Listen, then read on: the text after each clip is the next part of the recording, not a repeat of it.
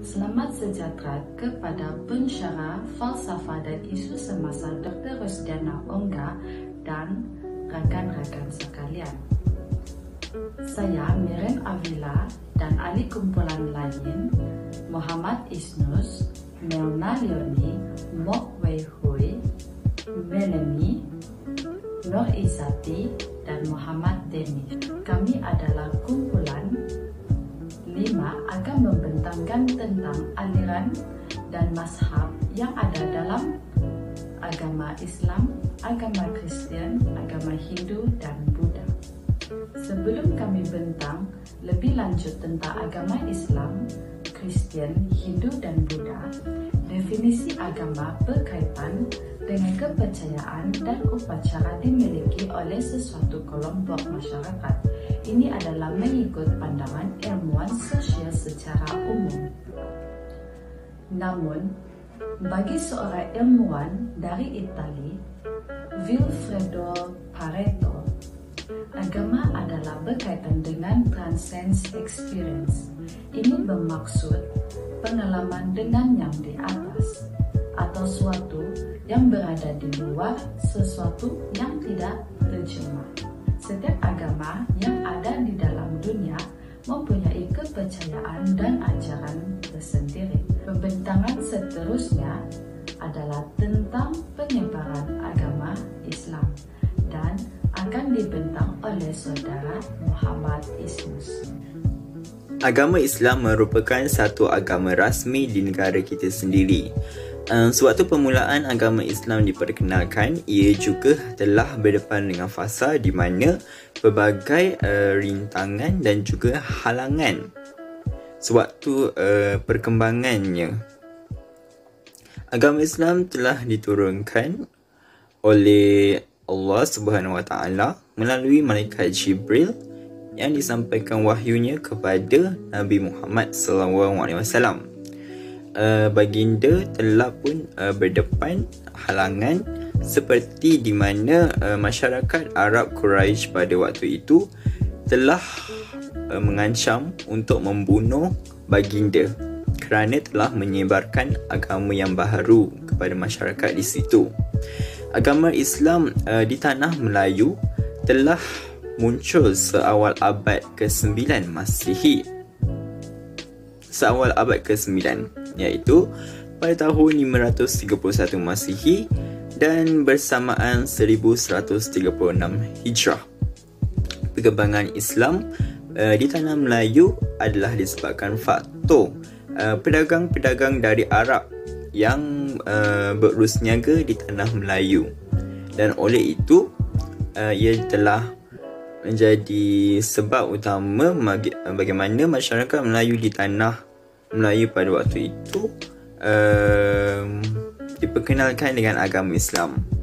Dan ini juga telah digalakkan apabila raja sendiri memeluk agama Islam, dan sebagai rakyat yang setia kepada raja, mereka juga mengikuti untuk memeluk agama Islam pada waktu itu.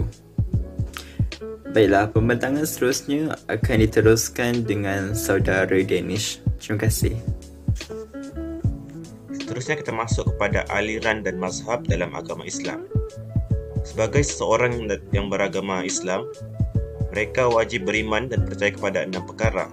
Antaranya ialah beriman kepada Allah Subhanahu Wa Taala, kedua beriman kepada malaikat, ketiga beriman kepada kitab suci iaitu Al-Quran, beriman kepada Rasul, beriman kepada hari akhirat, dan beriman kepada qada dan qadar. Seperti mana yang tertulis dalam Al-Quran, surah Muhammad, surah yang ke-47 ayat yang ke-19, yang bermaksud, maka ketahuilah bahawa tidak ada Tuhan yang patut disembah selain Allah, dan mohonlah ampunan atas dosamu dan atas dosa orang-orang mukmin, laki-laki dan perempuan, dan Allah mengetahui tempat usaha dan tempat tinggalmu. Sebagai seorang yang beragama Islam, mereka juga perlu mengetahui adanya 4 mazhab dalam agama Islam. Antaranya ialah mazhab Hanafi, mazhab Syafi'i, mazhab Maliki dan mazhab Hambali. Bagi negara Malaysia, penganut yang beragama Islam mengikuti mazhab Imam Syafi'i. Manakala bagi mazhab Hanafi, sebagian besar penganutnya daripada negara Afghanistan, Pakistan dan Turkistan. Bagi penganut mazhab Maliki pula, merekanya daripada negara Maghribi, Algeria, Tunisia, Libya, Bahrain dan Kuwait. Bagi mazhab Hambali pula,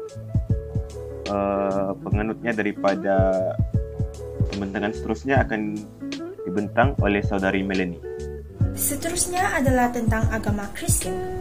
Perkembangan agama Kristen berlaku di Melaka pada tahun 1511. Perkembangan agama Kristen di Melaka adalah dipengaruhi oleh penjajah kolonial, yaitu penjajah Portugis, penjajah Belanda dan juga penjajah British. Portugis membawa ajaran Kristen Katolik, Belanda membawa ajaran Kristen Protestan, dan British pula membawa ajaran Kristen Anglican. Ajaran Alkitab yang ditubuhkan oleh London Missionary Society pada tahun 1795 adalah pendorong utama penyebaran agama Kristen di Malaysia. Seterusnya adalah ajaran dan aliran dalam agama Kristen. Agama Kristen merupakan agama monotesis dan percaya dengan ajaran Yesus dari Nazaret sebagai Tuhan dan Juru Selamat. Kepercayaan agama Kristen keseluruhannya berasaskan ajaran gereja dan juga Alkitab yang diktiraf oleh agama Kristen. Agama Kristen selalunya dipaparkan sebagai beberapa aliran yang terutama yang terbentuk selama 2000 tahun. Antaranya adalah Roman Catholic, yaitu penganut Kristen Roman Catholic percaya Tuhan itu hadir dalam 3 pribadi, yaitu Allah Bapa, Putra dan juga Roh Kudus. Terusnya adalah Protestan. Bagi penganut agama Kristen Protestan, tubuh dan darah Kristus hadir di dalam perjamuan kudus. Kitab suci yang dipercaya dan digunakan oleh penganut agama Kristen Protestan ialah 66 kitab. Akhir sekali adalah Ortodoks. Ortodoks bukanlah nama aliran gereja karena gereja Ortodoks tidak mempunyai nama. Kristen Ortodoks percaya kepada gereja yang satu. Menurut ajaran Kristen Ortodoks, beriman kepada gereja merupakan bukti yang nyata sebagai penganut dan percaya sepenuhnya kepada ajaran Kristen Ortodoks. Sekian daripada saya. Pembentangan seterusnya akan dibentangi oleh saudari Milna. Seterusnya adalah perkembangan dan penyebaran agama Hindu. Agama Hindu merupakan agama yang tertua di dunia yang bertahan sehingga kini. Sanata Dharma adalah nama sebelum Hindu diberikan. Sanata Dharma bermakna kebenaran yang kekal abadi. Kerajaan Gangganegara merupakan sebuah kerajaan Melayu Hindu yang terawal yang bertapak di Perak. Pada zaman kegemilangan Kesultanan Melaka, pedagang India mendirikan tempat di Melaka. Sebahagian pedagang dari India telah berkawin dengan orang tempatan dan telah mempertahankan agama Hindu dan digelar sebagai Chiti Malaka dan peranakan Hindu. Agama Hindu berkembang dengan adanya pembinaan kuil-kuil. Seterusnya adalah aliran dan ajaran dalam agama Hindu. Agama Hindu mempunyai 3 dewa utama, yaitu Brahman, Vishnu dan Shiva. Mereka mempercayai kelahiran semula selepas kematian. Larangan memakan atau membunuh lembu. Hal ini karena lembu mempunyai kedudukan yang istimewa.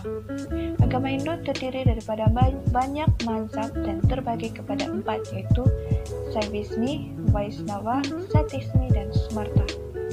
Saivismi merupakan pemuja yang Dewa Siva yang sangat disegani oleh pemeluk agama Hindu. Untuk menyelesaikan diri terhadap Dewa Siva, mereka melakukan ritual yoga. Vaisnava mempercayai dan menghormati keberadaan Dewa Wisnu yang berperanan sebagai dewa pemelihara alam semesta. Satismi merupakan sebuah kekuatan yang mendasari sebuah kekuatan dari dewa. Aliran ini juga memiliki ritual penyucian pikiran dan penyucian tubuh. Smarta menerima kewujudan Tuhan Hindu yang utama. Ritual keagamaan bagi Smarta adalah usaha untuk mendekatkan diri kepada Sang Pencipta atas kesadaran. Pembentangan seterusnya akan dibentang oleh saudari.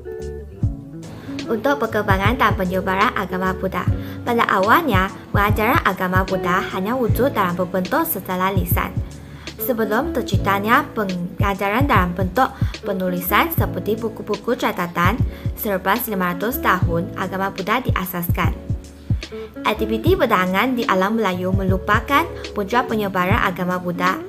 Pada awal penyebaran, agama Buddha telah berkembang luas di beberapa kerajaan Melayu seperti Kerajaan Sriwijaya dan Kerajaan Kedatua.